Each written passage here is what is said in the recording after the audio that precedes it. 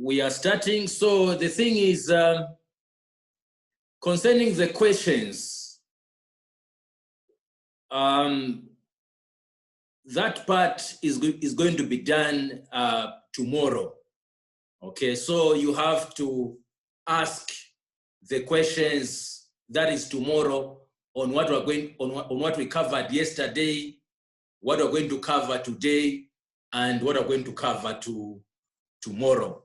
So make sure you also have to go through the notes where you didn't understand. It is very, very important that you can ask. And for some clarifications, if you have time, you can pass by my office and make sure you have to come with a mask.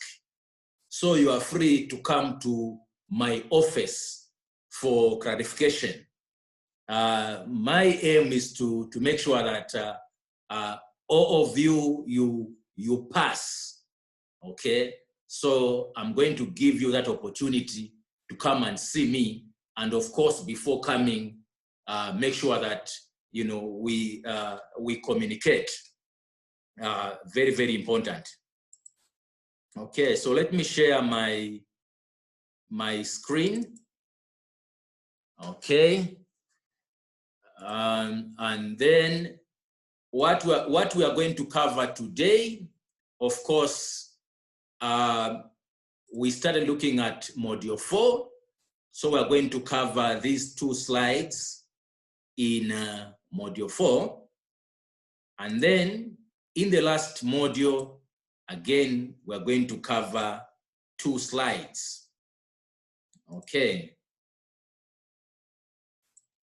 So we are going to our first slide for today.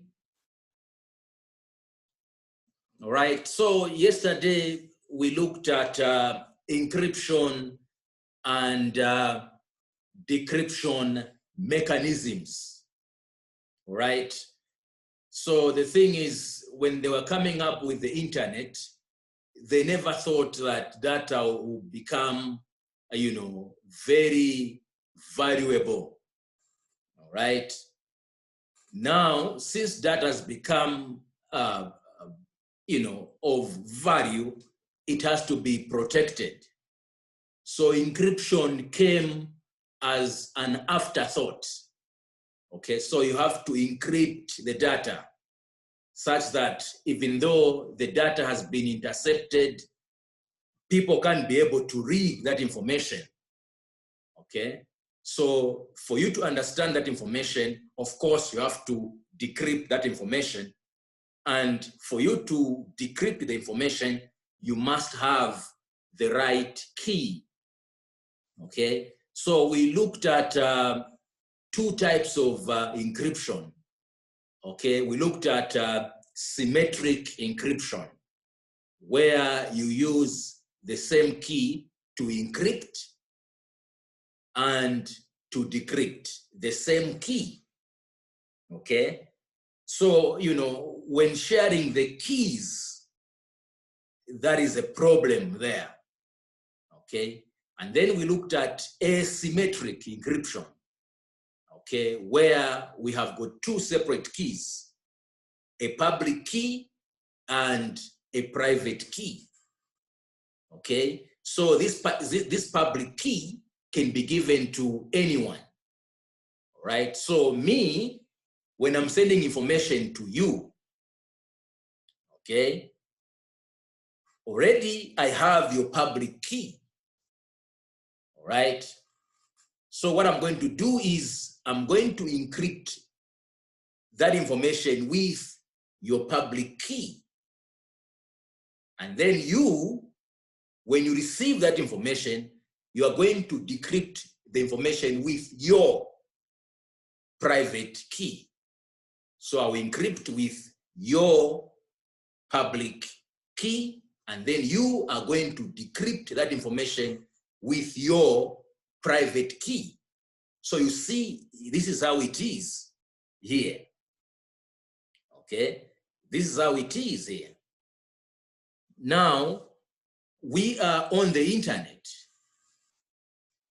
How am I going to verify that really that public key I have, it belongs to you? How do we verify? Okay, so this is where now the public key infrastructure comes in. Okay, so the public key infrastructure here is the third party that you and me, we are going to trust.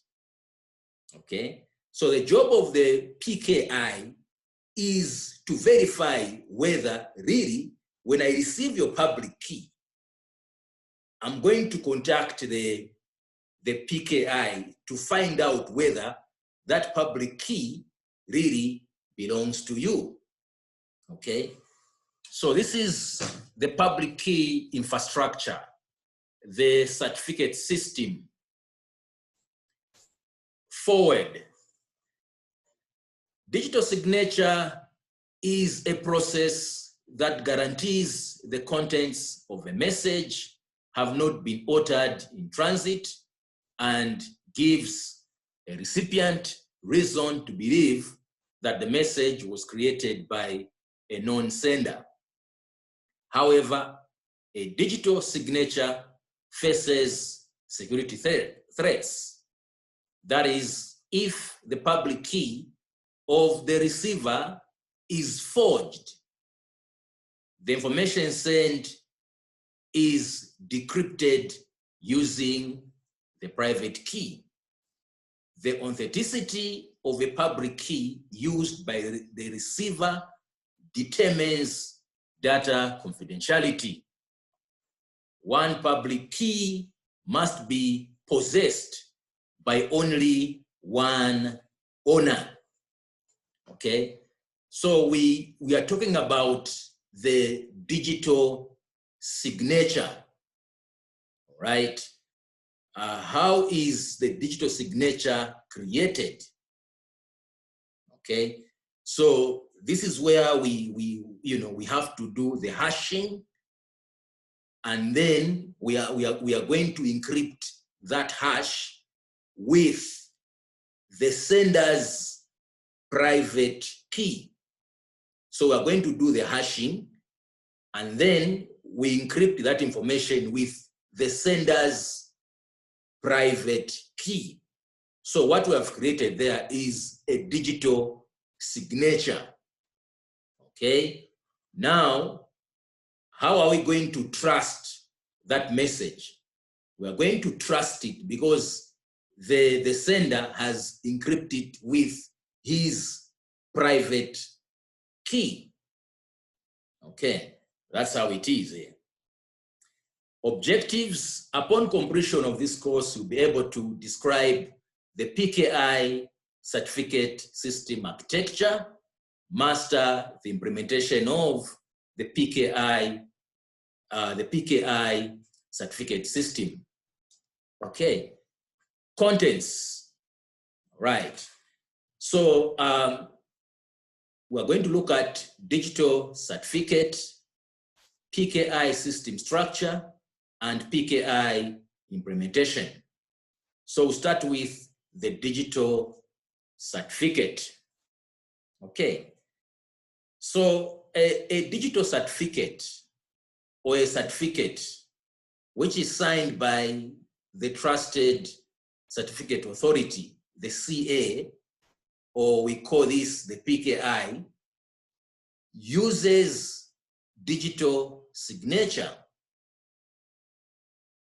which includes the certificate's owner public key and identity information. So we have what is known as a digital certificate. What is this? So a digital certificate, it is compared to a passport, okay? So for you to move from here to Zimbabwe, you need a passport, okay? So that passport is for identification, to identify you. So the same applies to the laptop or the systems that we use on the internet. They must have the digital certificate, okay? The digital certificate is going to be used to identify your laptop, okay? So we get these digital certificates from the certificate authority or the public key infrastructure. And for the CA to make the certificate, he has to use the digital signature, okay? Now, you see, you know what is happening when you talk about e-government, when you talk about e-commerce, the buying and selling of goods on the internet, you know, for the devices to be involved in that, they have to be trusted, okay? They have to be trusted through the use of the digital certificate, okay? So when your system is buying something somewhere, it has to present the digital certificate. And then the server has to verify that digital certificate. That is what happens in the background, okay? So, I mean, where can you find the digital certificate? You can find it on the browser. You can be able to check there, and you're going to see a number of certificates, okay? Certificates types that we have. So we have what is known as a self-signed certificate. This is also known as a root certificate, okay? So when this device has not been assigned a local certificate, then the device can create its own certificate, which is known as the self-signed certificate. Then we have the CA certificate.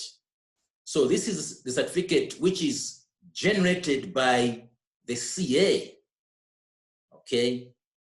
Then we also have the local certificate.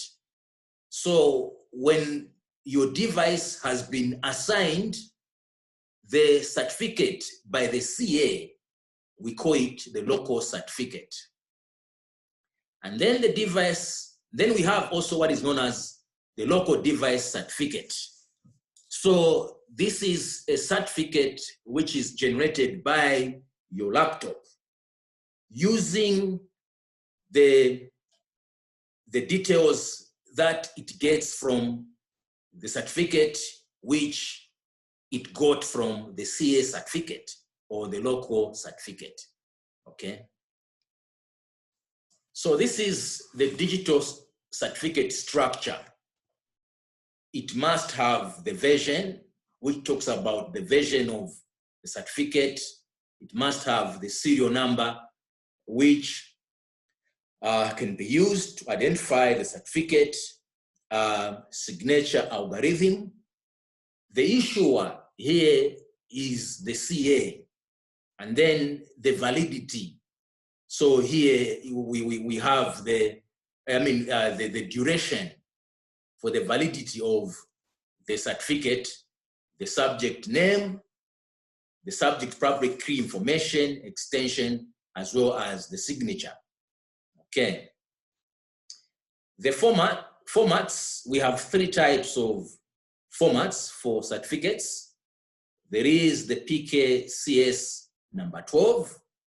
So this one is in the binary format, and it has extensions such as the P12 and a PFX. The other format is DER.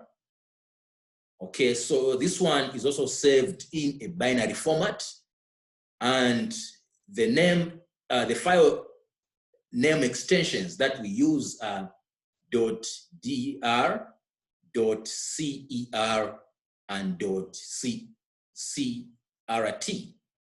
And then there is the PEM format. Okay, so this one uses the ASCII format, and the file name extensions are .pem,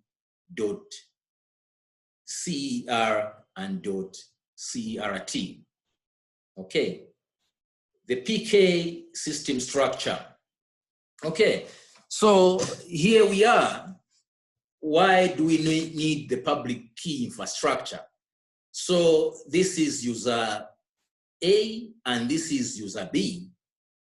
Okay, so here there is user C. So user C can pretend, or can send a public key to user A pretending to be B. Okay? So this is the reason why we need a third-party infrastructure here, which is the PK or the CA, such that when B sends information to A can communicate with the public key infrastructure, okay, to verify whether really that public key belongs to B, okay? So both A and B, they have to trust the public key infrastructure. And there are so many organizations which offer such services, the services of giving out the certificates, okay, and checking on the public key.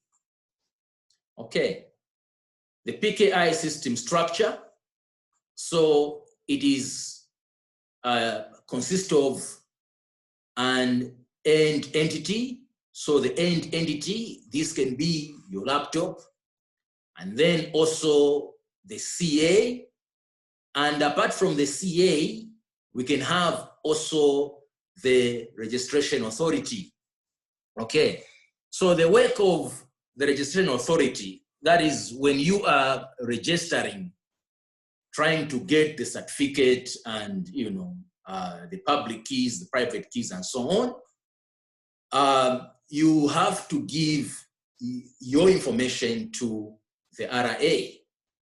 Okay, you give the name of your company and so on, and the RA has to investigate to find out whether you really exist or not. Okay, so your what you can do is that you can submit to the RA your details, and then the RA will submit to the CA, right? And then when issuing the certificates, the CA can send them to you directly or to the RA. And then we have certificate or certificate revocation list database. Okay, so due to some issues, you find that the certificate can be revoked. It can be revoked. So this is the entity, the end entity, right? So you can be able to apply to the RA for the certificates, and then the RA will send that information to the CA, okay? And then the CA will be able to issue the certificates, and then these can be downloaded or they can be stored and then later on downloaded by your system, okay? So this is the PKI life cycle. So it starts with your system applying, okay, applying for the certificates, issuing the certificates, storing them, your system downloading those certificates and installing them on your laptop. Okay, there's also authentication as well as renewal, and if something has happened, also you find that the certificates can be revoked. Okay. Certification application. So generally, a PKI entity generates a pair of public and private keys. The public key and entity's identity information are sent to the CA to generate a what? A local certificate. So this is how it works here. So the PKI generates the public and private keys, okay? So the public key and entity's identity information are sent to the CA to do what? To generate a local certificate. The private key is stored by the PKI entity to perform the digital signature and decrypt the ciphertext sent from the peer,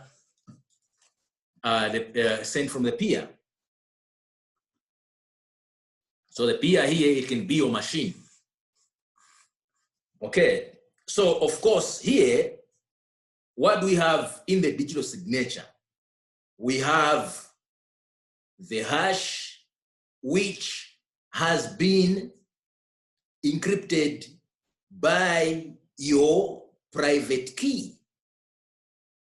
Okay, and of course the PKI has this information on your private key. Okay, so this is how you identify it. Okay, so the PKI entity can use either the online method or offline method to apply for a local certificate from the CA. So two methods that can be done when applying for a certificate. Okay. PKI implementation. Okay, so this is how it works. On a PKI network, a PKI entity applies for a local certificate from the CA, and the applicant device authenticate the certificates. So this is the USG, Unified Security, the firewall, and this is another firewall. Okay, if these firewalls want to verify each other, they have to send that information to the public key infrastructure, the CA.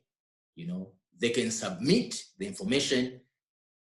Okay, so this sends information to A sends that information to the CA to verify.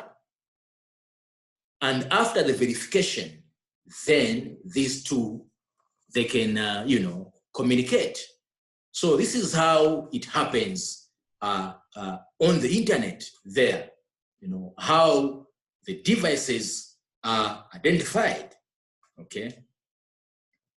So in e-commerce and e-government, the certificates, they really play a bigger role, okay? Where else, do we use the certificates? Logging into web pages using HTTPS. So HTTP is not secure. We have to use HTTPS, HTTP secure. And you see here we have the administrator. When he wants to log into the firewall, he has to use secure communication, which is HTTPS. And of course here, the certificates have to be involved. So you can see the importance of the certificates. And also IPsec VPN. Okay, so with IPsec, here we have the branch trying to connect to the headquarters, and in between we have the internet. So what is going to be created here is the IPsec channel, okay? And then, of course, here we have encryption, we have authentication, integrity, right? So encryption is fully involved here, okay? Therefore, we have to use also the certificates, okay? And then as well with in SSL VPN, also certificates are involved for, you know, entity identification. Okay, right. So we come to the quiz. Which of the following is not the certificate format supported by the Unified Security Gateway 6000 series firewall? So please, you read and understand. So we have, so which of the following is not the certificate format? Okay, so we have this as the format, DER, PEM, these three. So the one which is not here is text, okay? So this is how the questions come, okay? So this shows you that you must study each and every sentence, okay, in the material, okay? Question 2, what does a PKI system consist of?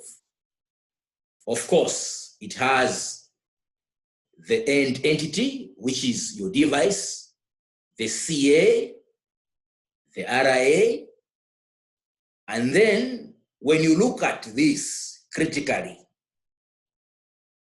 this is not how it is. You know, certificate CRL database, this is wrong the way it is. If you check the notes, it says certificate and certification and so on. So D is not. Okay. All right, so we are going to continue, moving on to our next lecture. So we are still on module 4. Okay.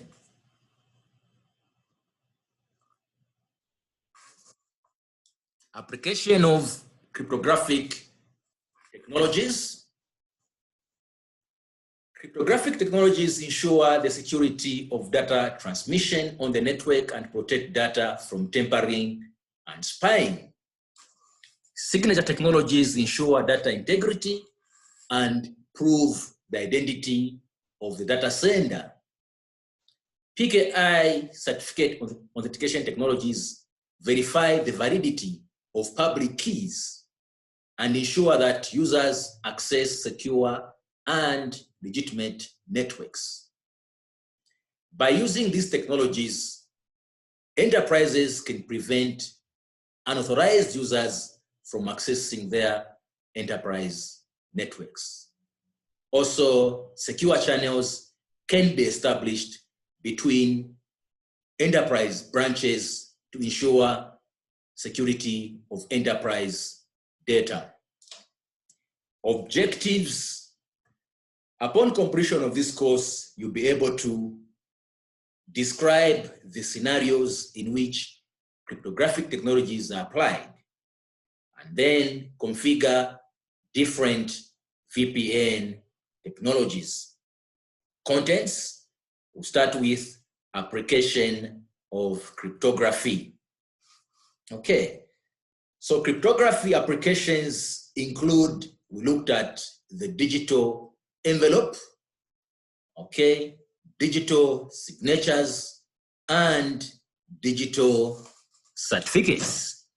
So here, make sure you have to differentiate between digital signatures and digital certificates. Okay. So a digital envelope ensures the confidentiality of data in transit using symmetric and asymmetric encryption. Digital signatures ensures the integrity of data transit using hash algorithms. I did explain yesterday on hashing.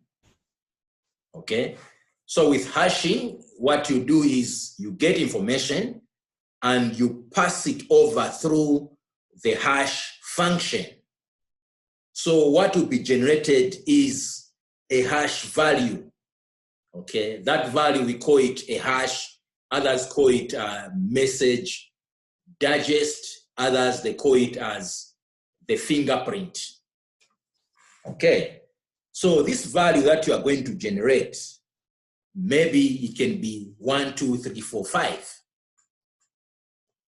Okay, now I said that on websites, when you are downloading something, they normally put the hash values there.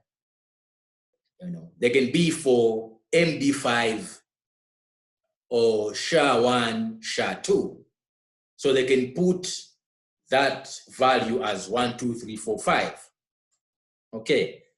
And when you download that software, these calculators, hash calculators, are free of charge.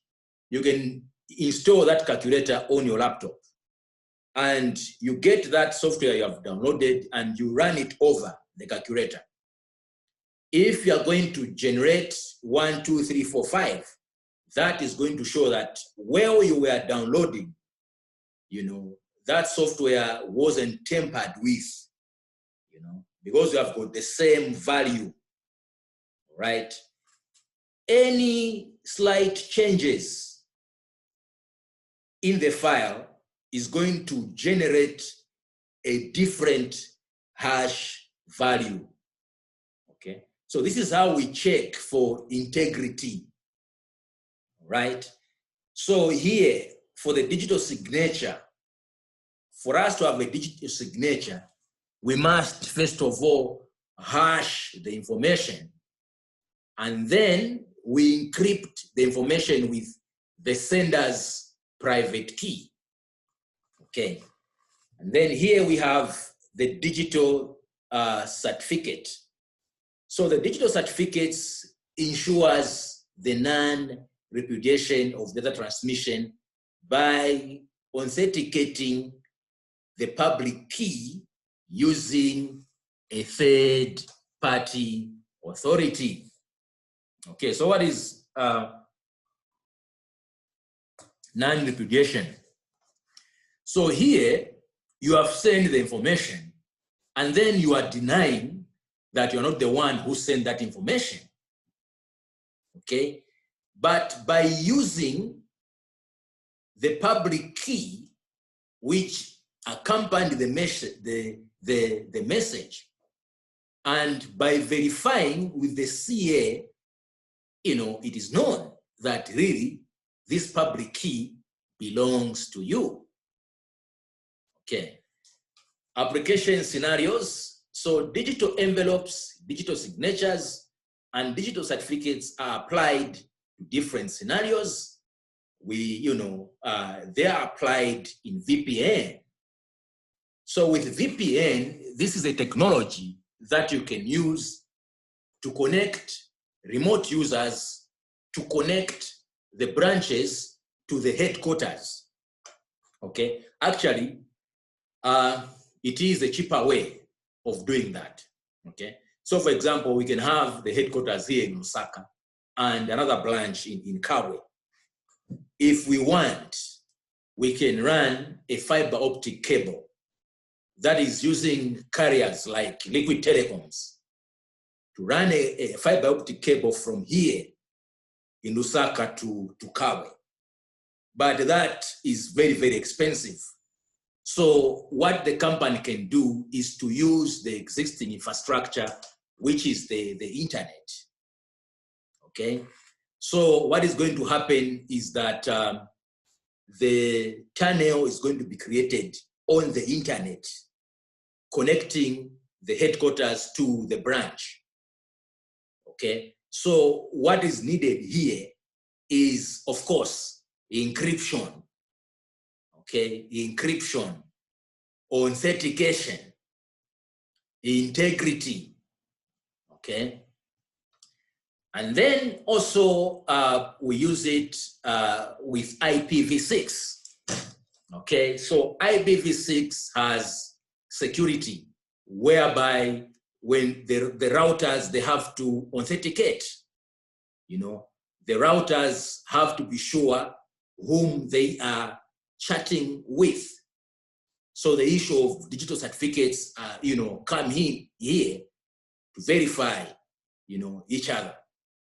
Okay, and then we looked at HTTPS login, where now the administrator who is very far, he can log in into the firewall, you know, over the internet. Okay, and system login authorization. Okay, so when you key in your password, the password on your computer, it is stored as a hash. So we have hashing here involved. So once again, when you switch off your laptop and you log in once more, when you key in your password, you know, the hash will be generated, which will be matched to the stored in hash. Okay, that's how it happens. Okay, VPN overview. Okay, so what is a VPN? This is a virtual private network. Okay, is a private data channel established across a shared public network, which is the internet. It connects all networks or endpoint devices that need to access the virtual network to form a dedicated network that provides a certain degree of security and quality of service. Okay, so when we look at quality of service here, this one talks about prioritizing certain traffic. For example, video and audio traffic has to be prioritized. Virtual. Users use the toll lines of the internet to set up their own private networks without requiring physical dedicated toll lines. So this is what I was talking about when we ran a fiber optic directly from here to Kawe to join the headquarters to the branch. Okay, it is very, very expensive. Private networks, users can customize a network best suited to their needs. Categorization of VPN. So here, this is the transport layer. Remember, we looked at the OSI and TCP/IP model. You know, here is the transport layer, and in the transport layer, this is where we have the SSL VPN. Okay, and then this is network layer. So here we have two VPN. We call these as layer 3 VPN. We have IPsec as well as GRE. GRE came earlier than IPsec, and GRP is not well protected when you compare it with IPsec. And then layer 2 VPN. So this is what we call the data link layer, where we have PPP-TP VPN, layer 2 forwarding VPN, and L2TP VPN. Okay. Application scenarios of VPNs. So we have got two here. We have what is known as site-to-site VPN, or LAN-to-LAN VPN, or gateway-to-gateway VPN. Okay, so this type of a VPN, it connects two local area networks, okay? And the technologies that we can use, VPN technologies that we can use for site-to-site are IPsec, L2TP, and then we have L2TP over IPsec, GRE over IPsec, and IPsec over GRE. Then the other type is client-to-site VPN. So this is where we have a client that is a laptop on one end, and then the enterprise internet on the other end. Okay, so we have for client to site, we have the machine of the client, which can be a laptop, a phone, and then here we can have either a router, a firewall, and so on. Applicable VPN technologies for this, we have SSL, IPsec, L2TP, and then L2TP over IPsec. Okay, so this is an overview of L2TP VPN. Okay, so a tunneling protocol set to transparently transmit point-to-point packets between a user and an enterprise server.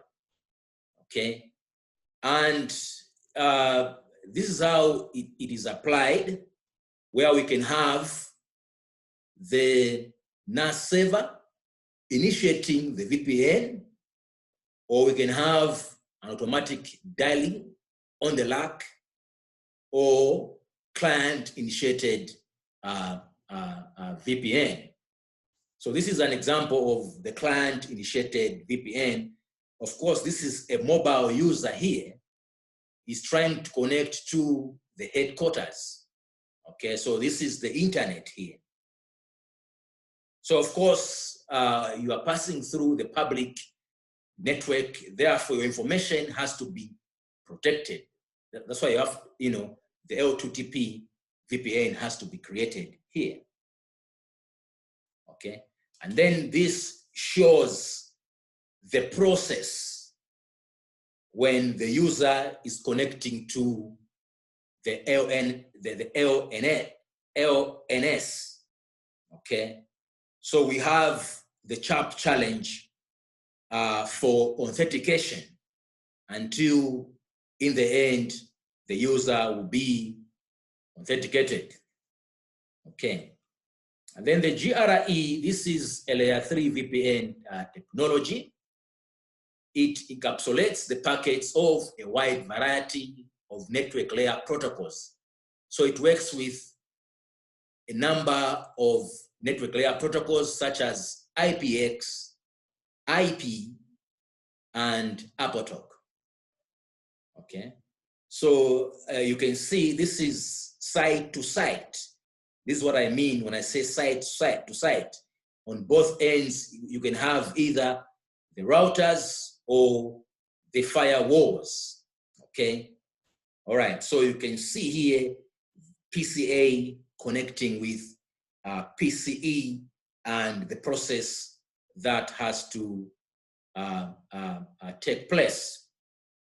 And of course, on the firewall, you are supposed to configure the security policies. And then this is IPsec, which is the IP security protocol suite, which was developed by IETF. And it provides a cryptology-based, interoperable, and high-quality security protection mechanism for end-to-end exchange. So this is the one, of course, which is very, very safe to use. So IPsec uses two protocols. It uses one, the authentication header. Okay, so the authentication header, this is mainly for authentication, okay, integrity, and also replays, okay? And then the encapsulating security payload. This one is for authentication, encryption, integrity, as well as it has replay capabilities. So what is anti-replay? This is where also, you know, when we say replaying, where the hackers can try to do what you did when connecting so that they can connect. Okay. So this is ESP. Okay. So it supports encryption. And here we have encryption algorithms. Looked at this.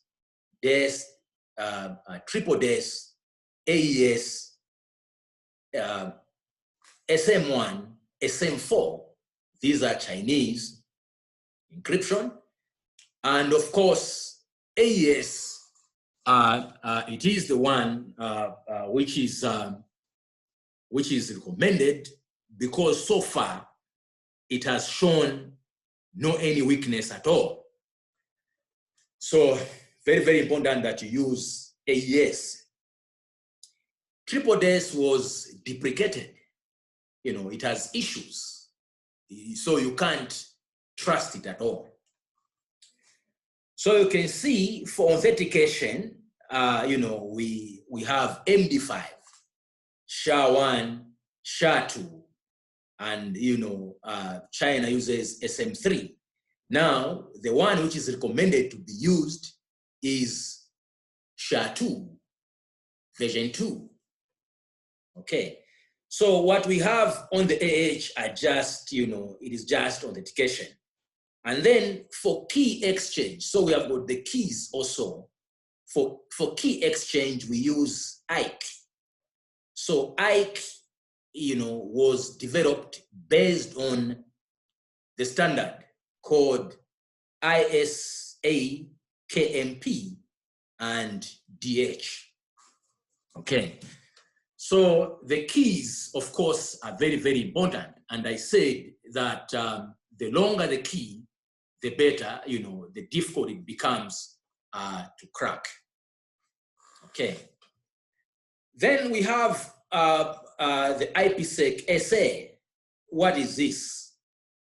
So this is the IPsec Security Association, which needs to be established between the IPsec peers. So these were got peer 1, peer A, and peer B.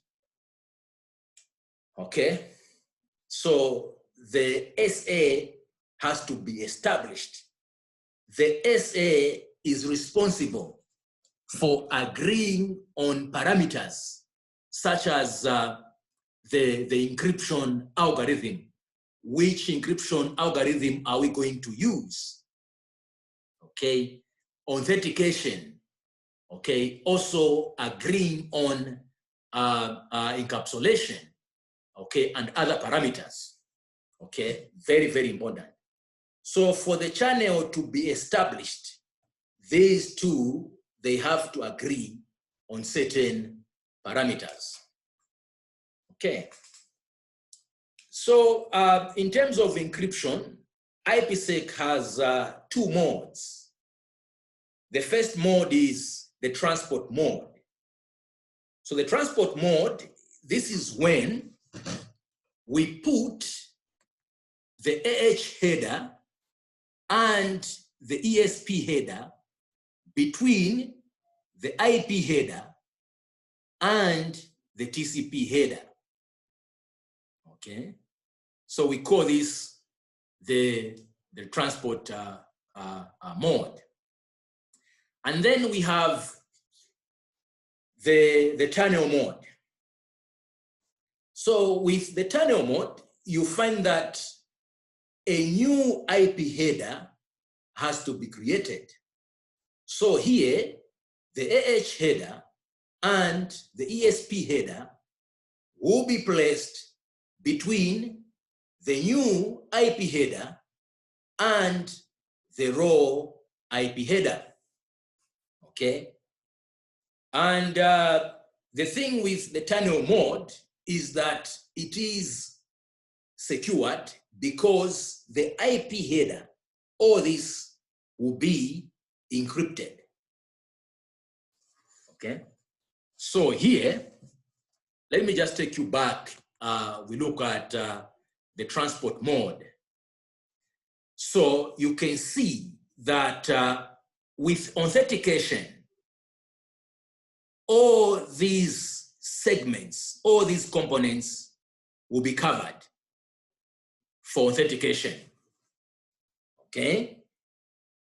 And then when we come to encryption, it's only the TCP header, data, and ESP tail, which will be encrypted.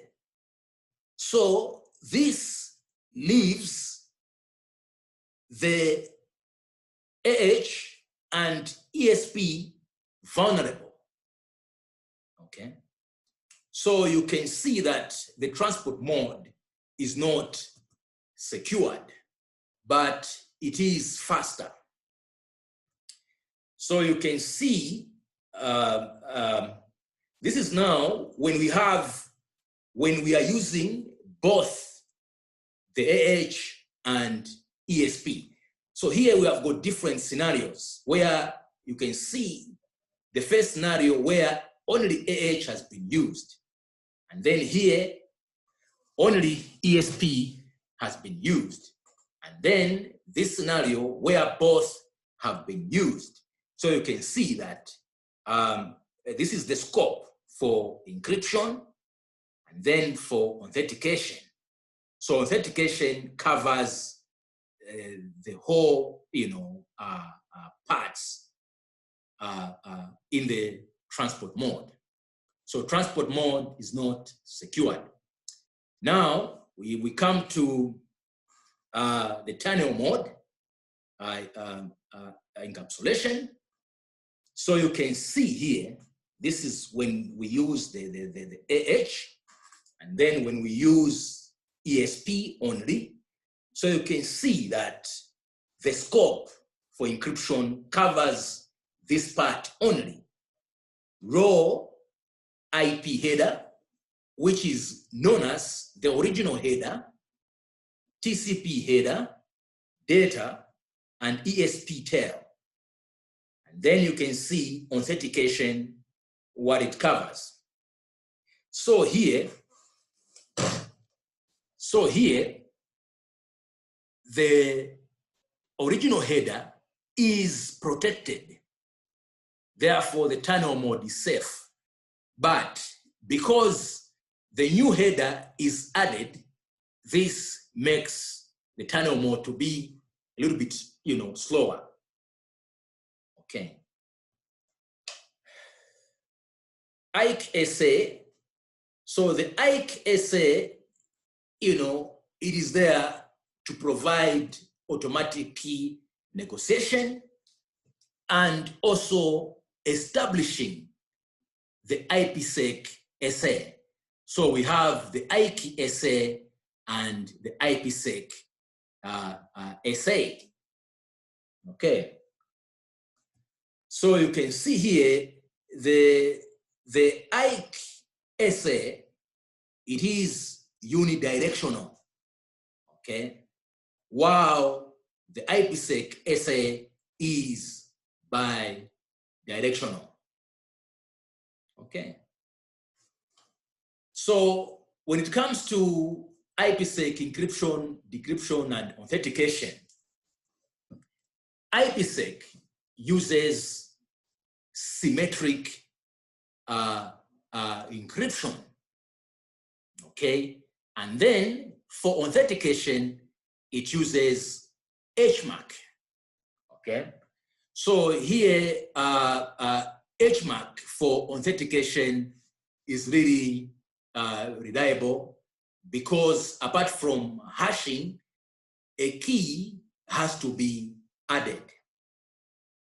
Okay. So this is an overview of SSL VPN, so you can see why, you know, it is not recommended to use HTTP.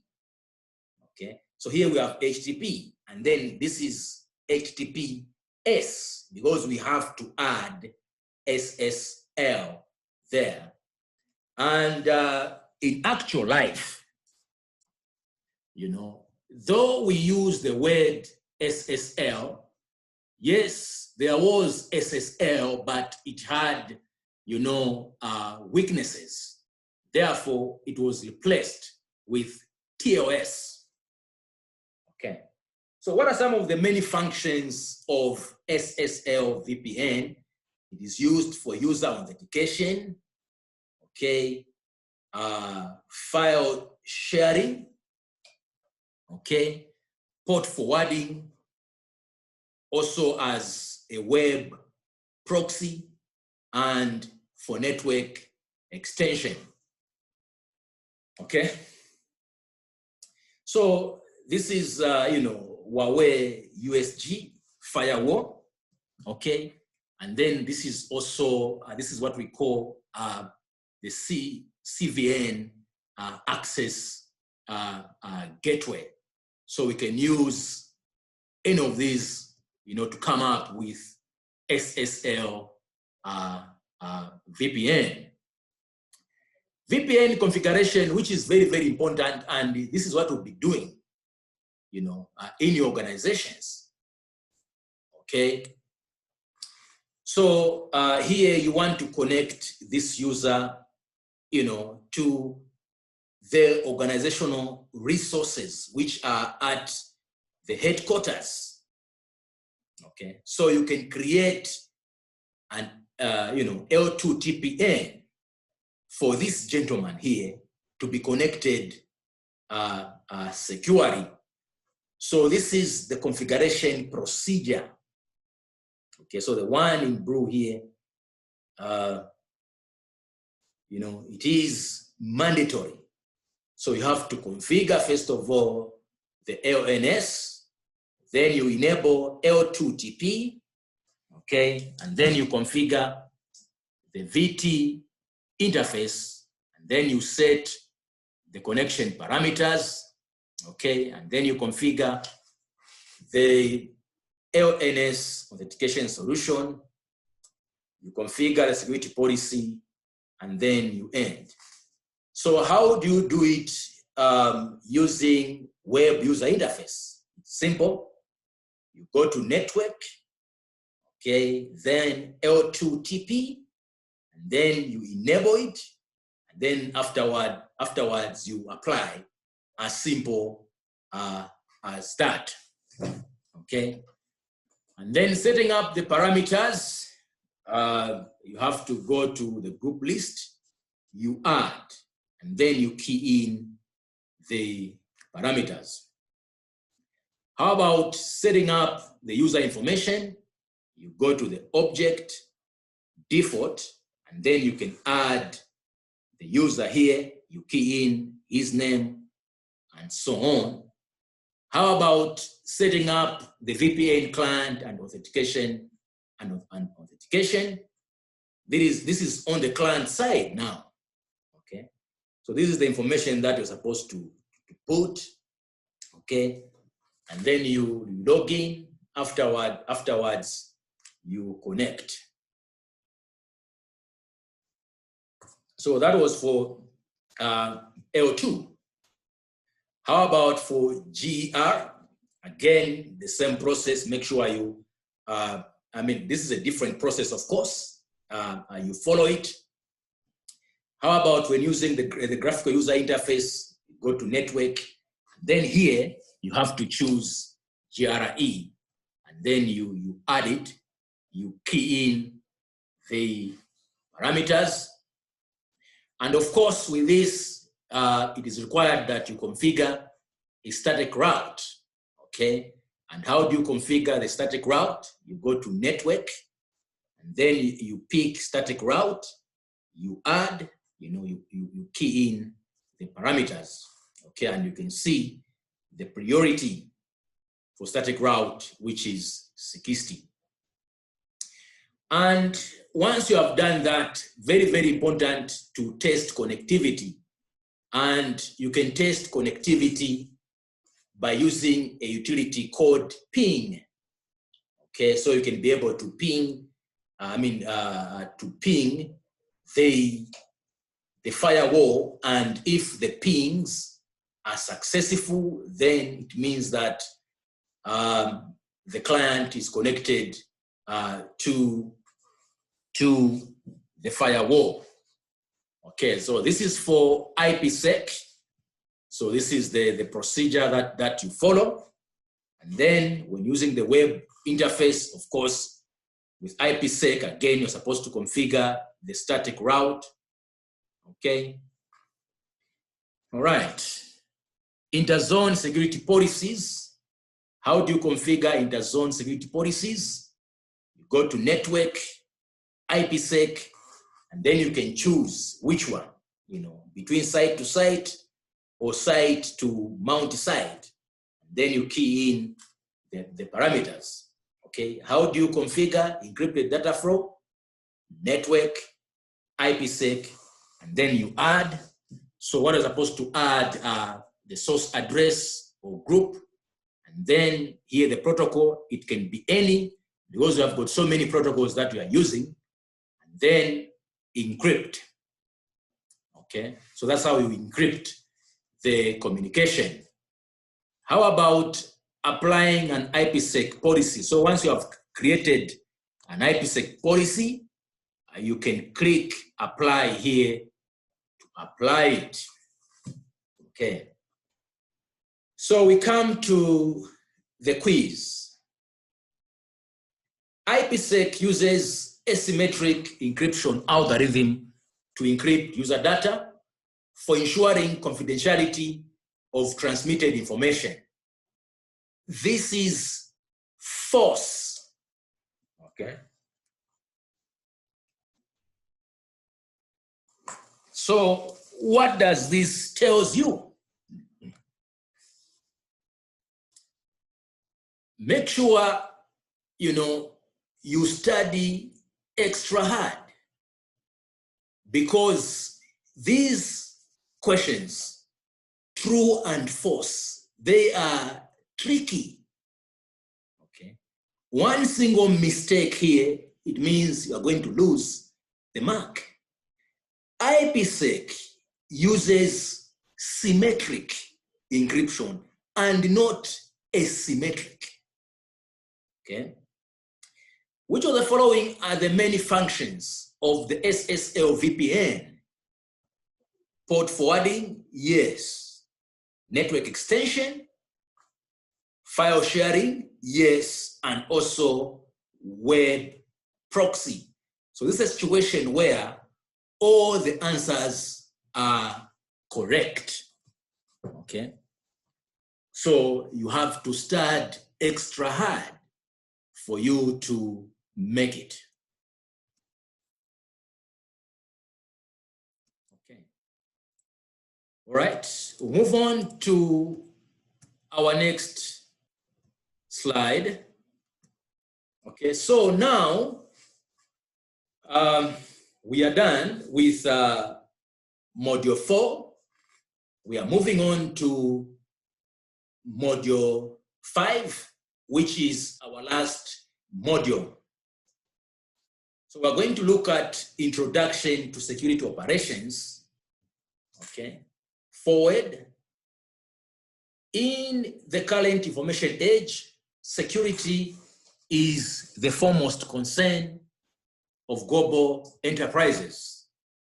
The threat of cyber attacks and data breach means security operations are a necessity to ensure the safe and continuous use of enterprise services.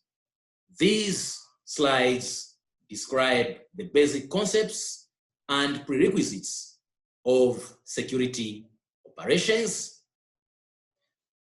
Objectives: upon completion of this course, you'll be able to learn the concepts related to security operations, learn the contents of security operations. Contents, we'll start with the concept of security operations. So the concepts of security operations in the initial stage of enterprise information security construction, the enterprise priority is to purchase a series of security devices and deploy them at each protocol layer to ensure the stable running of services. As security issues frequently occur, effective security operations cannot be achieved solely through security devices. So here, you don't depend solely on technologies. Successful security operations are a combination of resources, processes, and we have to include management, okay, to ensure the safe and stable running of enterprise services, okay. So here, it is not only the technologies that we need, we need the resources, processes, and managing, okay? Basic requirements for security operations. Okay, so this is the basic conditions for security operations. So security operations involve various requirements. So here we have security operations, which involves one, business continuity planning. Anyway, just excuse me for a minute. I'll be back. Just hang on.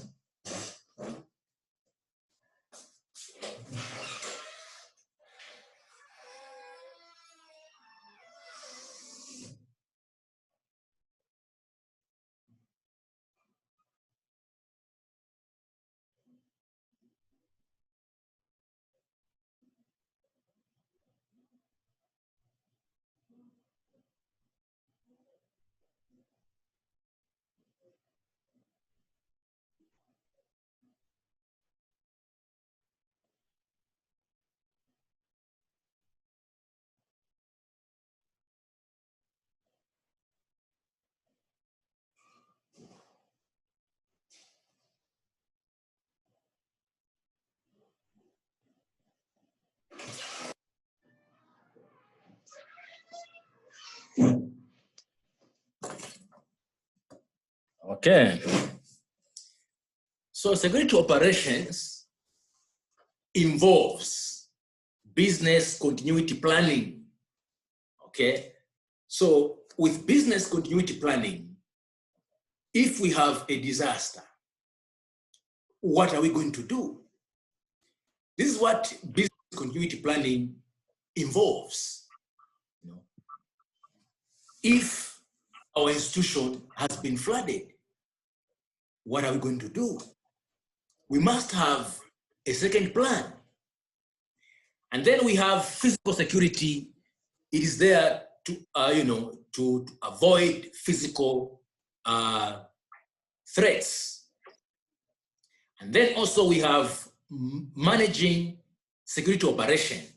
So this one involves configuring protection resources, understanding and applying basic security operations principles, okay? And then using resource protection technologies, okay? Execute and support patching, vulnerability management. All this has to be done. Participating and understand the change management process. So the change management process, these are the rules that we have, whereby there's no way somebody can just wake up and wants to change the system or wants to install something. It doesn't work that way. When changes have to be made, someone has to follow a written down document.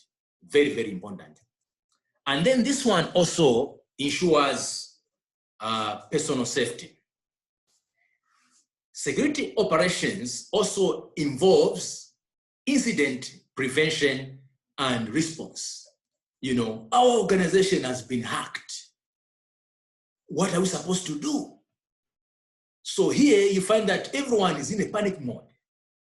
And if you don't have any written instructions, then you're going to have chaos in the institution. Okay.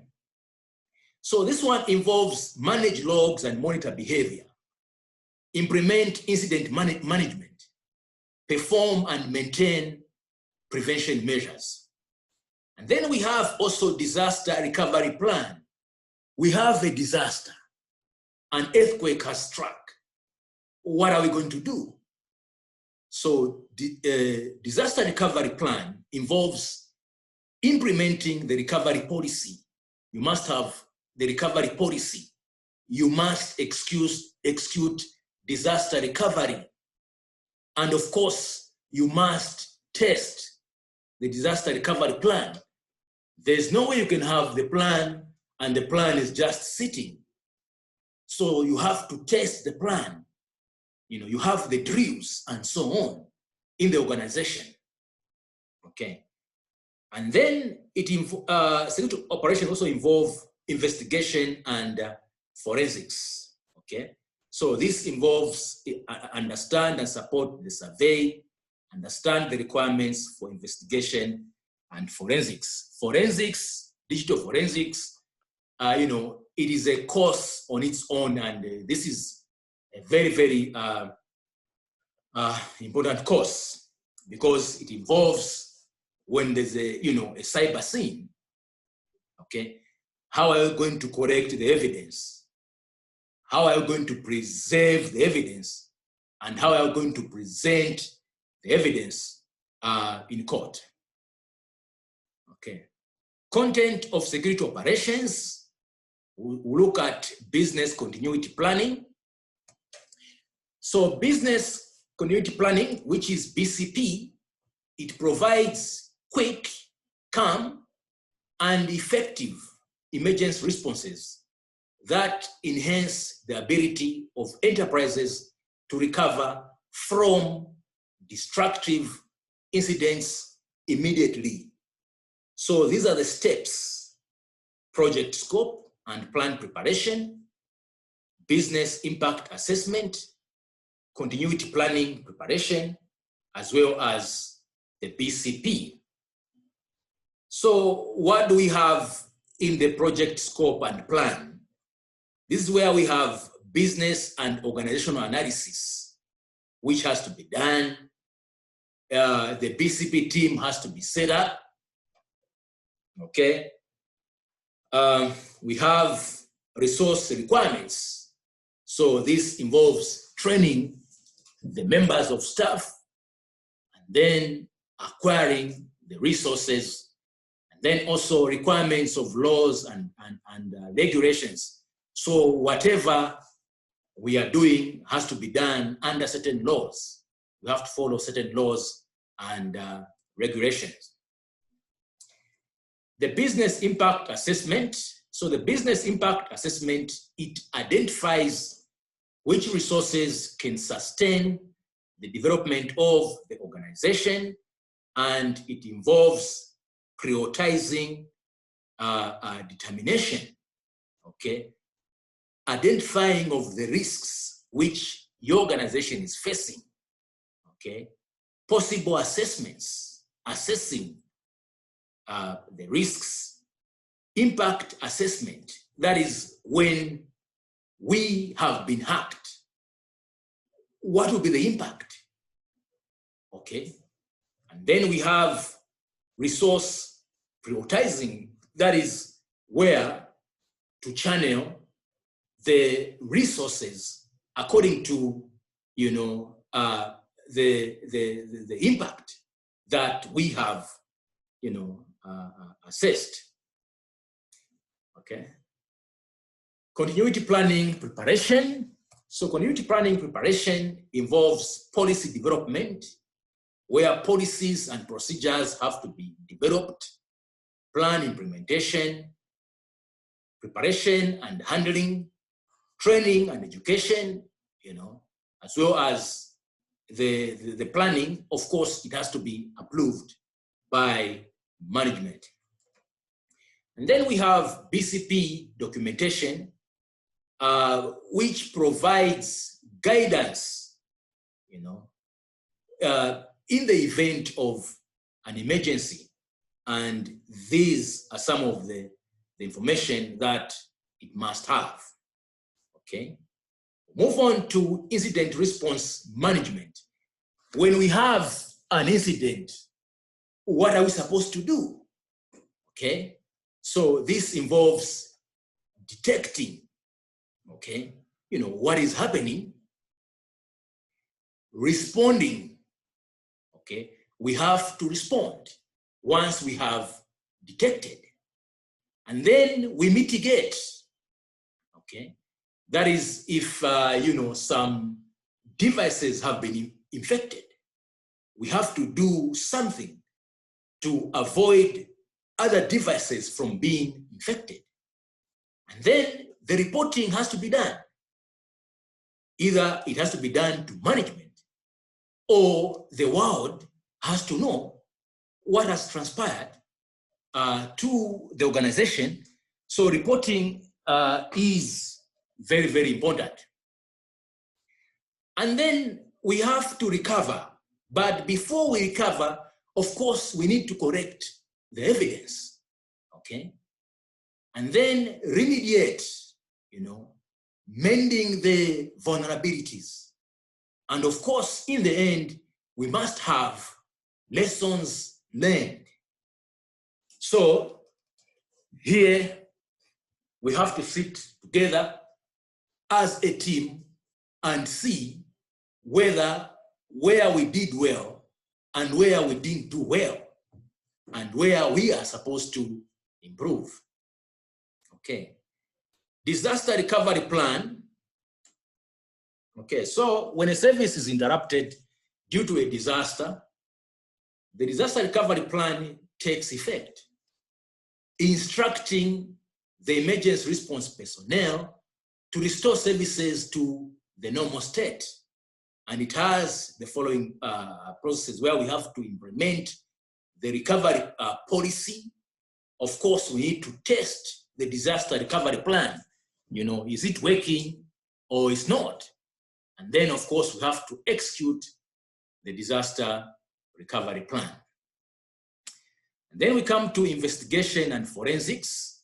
So with investigations, we have different types of investigations. Operation type investigations, which deals with the networking infrastructure that we have, we investigate it. The criminal investigation, civil, regulatory investigation, which comes from the regulators, as well as electronic forensics, which we call, others call it computer forensics or digital forensics. And then evidence, we can have the physical evidence, the evidence which comes from the objects. We can also have documentary evidence, the evidence that we get from the logs, or it can be verbal evidence, which comes from the witnesses.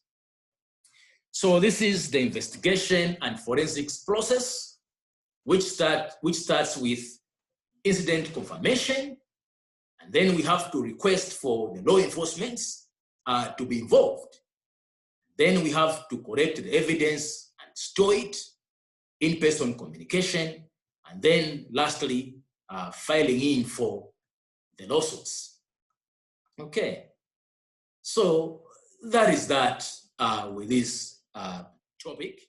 You can see the question that we have, talking about just, the differences between business, community planning, and disaster recovery plan. So these are two different concepts.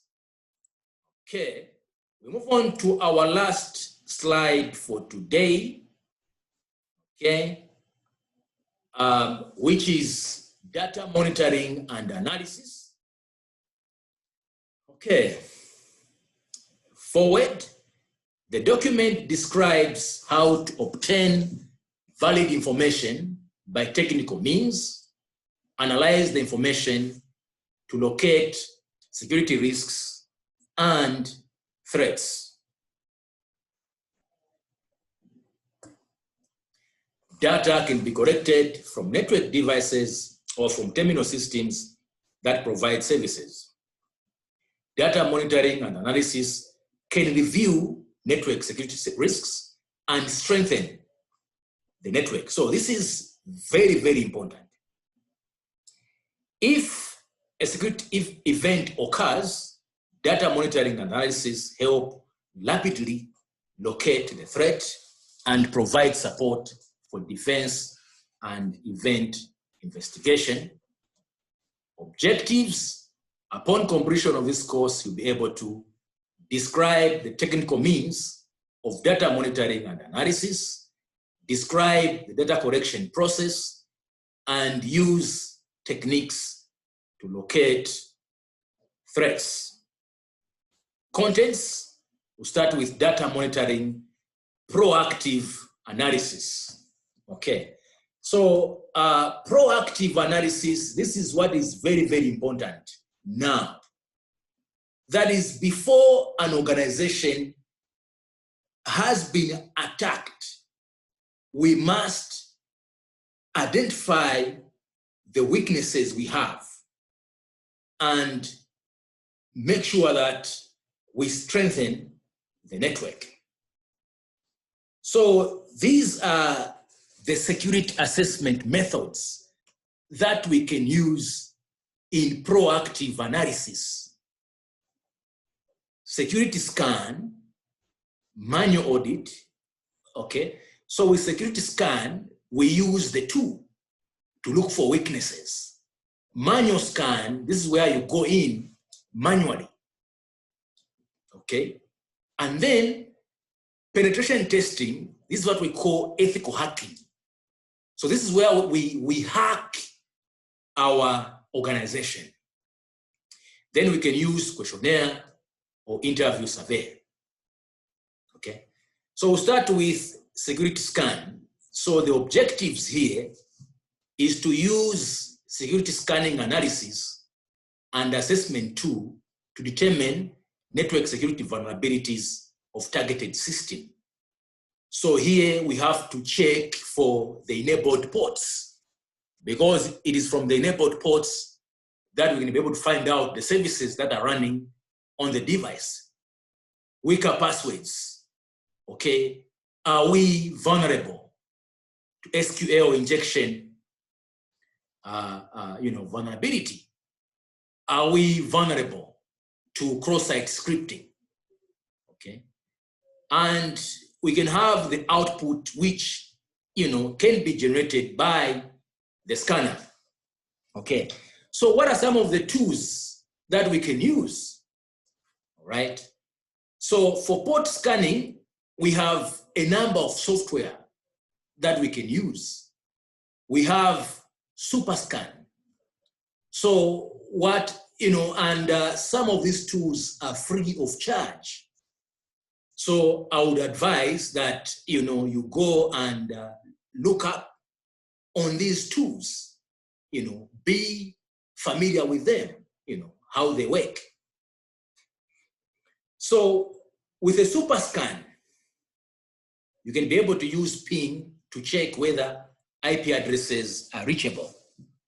So this is where you test the devices that are on, and you can check for services that are running on the targeted computers, okay? And then you can check whether the targeted computers in a certain scope are online and check the ports on the targeted computer. So this is also a powerful tool, SuperScan. And then the other tool that you can use is Nmap, okay? The graphical version for Nmap is ZenMap. This is a powerful tool which you can use to know the services that are running on the hosts, which hosts are online, and also to know the operating system that is running on the host. So, and this is how hackers, they hack, they will find out the devices that are running, and then they will find out the operating system that is running on those devices, okay? And then later on, they will find out the vulnerabilities of those, of the operating system. That's how it is. Then we have the vulnerability scanner here, which is Sparta. And you can find Nmap and Sparta in Kali Linux. For the apps, you use the bump suites, okay? So this is the super scan user interface, where you can state the range of the PCs that you want to scan. And then the results will be displayed here, okay? A lot of information that you can learn. So make sure you get familiar with SuperScan, okay? And then Nmap, you find it in an operating system called Kali Linux. This operating system, it was made for ethical hackers or pen testers, but hackers are using it for hacking, okay? So you can see here, Kali Linux has so many tools. So where do you find Nmap? You go to application, information gathering. So Nmap is an information gathering tool, okay? So what hackers do, first of all, is reconnaissance by using tools such as SuperScan and Nmap, okay? So this is one of the commands that you can use, okay? So Nmap, and then this is what we call a switch. So the switch, changes the output of the results, okay? Then you put the IP address, and then the information will be displayed here. So from this information, you can be able to know that on this device, DHCP is running because port 53 is open, okay? HTTP is running because port 80 is open, and so on, okay? That's how it's done, okay? For Sparta, you go to vulnerability analysis, and there it is, okay? You run it, then you get your results like that, okay? And then for manual audit, so this is where you can, as a security specialist, manually inspect targeted systems, including the host system, service system, database, network devices, and so on. You can try to find out whether the latest patch has been installed or not. Making sure that only a certain number of services are running. You have to remove unnecessary services, and also you close unnecessary ports, okay? You can go further and also inspect the firewall, the firewall configurations. Okay, and then this is very, very important, penetration testing, which is also called ethical hacking. So here you hack the systems, okay? And this is the process where you have to collect and analyze the information, make a penetration testing solution and preparations, you report and analyze the information. Then you can also implement privilege escalation and penetration. Okay, so you gain access to this system and you want to get the rights or the privileges of the administrator. And then you have to create a report. And then, of course, after hacking your organization, you have to provide the solution. I mean, you have seen the weaknesses, you have seen the vulnerabilities, and then how do you mend them? Okay. And then you can use the questionnaire where you have got the survey audience, whom are you going to target? Okay. The survey scope, as well as the questionnaire style, which has got to do with integrity, specificity, simplicity, and consistency. Okay, very, very important. And then for the survey, again, here you must have the audience whom you are going to target and the questions that you are going to ask. Okay, so that was proactive analysis. Then we come to passive correction. Okay, so this is passive correction where you can correct the data, using either packet capture, port mirroring, or from the logs. Because when the system is working, it generates the messages which we call the logs. Okay. All right. Packet capture commands, that is if you want to check for OSPF neighbor states, this is the command that you have to use, debugging OSPF event. Okay, for the packet is debugging OSPF packet. And then the other tool that you must be familiar with is Wireshark. Okay, Wireshark is a packet capture and it is free of charge. It captures the information and you can be able to see the information that you have captured.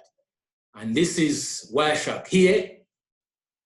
It has 3 sections, the top section here, the middle section, which is this one, and then the bottom section, which is not here. Okay, so this is the information that has been captured. Okay, so you can select a single packet, and this is the information about the packet. Okay, what it has. Okay, and then the actual information can be on the bottom part, which is not here. Okay, so how do you capture the packets for analyzing? You can use what is known as port mirroring. That is, you configure port mirroring on this switch. So what the switch will be doing will be sending copies of traffic to the monitoring device to be analyzed. And then when it comes to logs, we have got different types of logs, traffic logs, threat logs, and so on. Okay. In terms of the formats of the logs, we have the binary formats. Okay. And when you use the binary format, you don't have, you're not going to consume so much of network resources. Then we have the syslog. Okay, so with syslog format, this is where the session logs can be in this format, as well as the packet loss logs, as well as the system logs.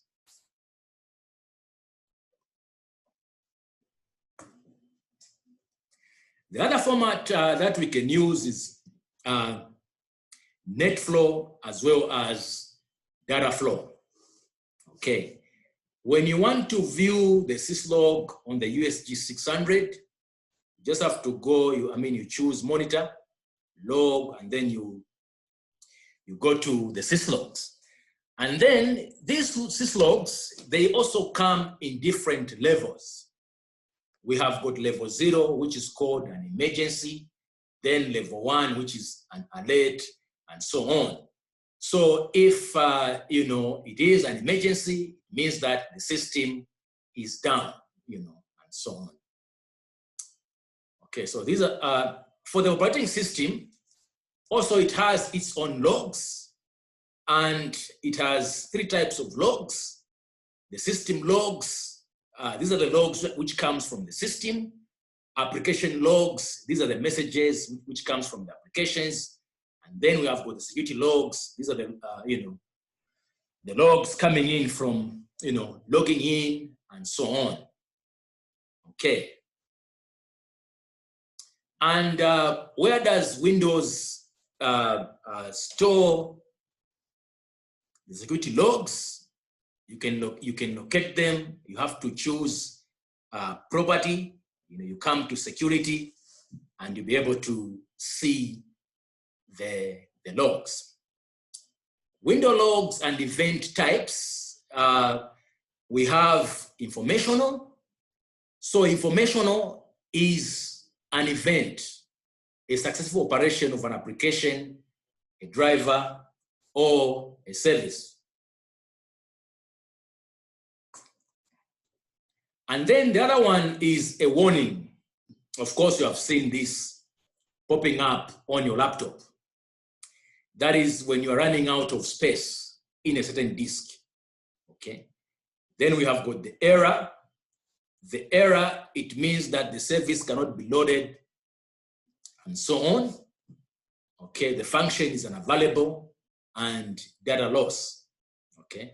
Successive audit, you have successively log in, and failure audit, you couldn't maybe log in, okay?